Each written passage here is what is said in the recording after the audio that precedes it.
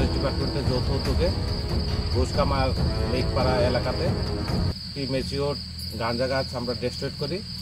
এর মধ্যে টোটাল 6 থেকে 6,500 গাঁজা গাছ আমরা ডেস্ট্রয়েড করি এবং ঘটনাতেই আগুন দিয়ে নষ্ট করি।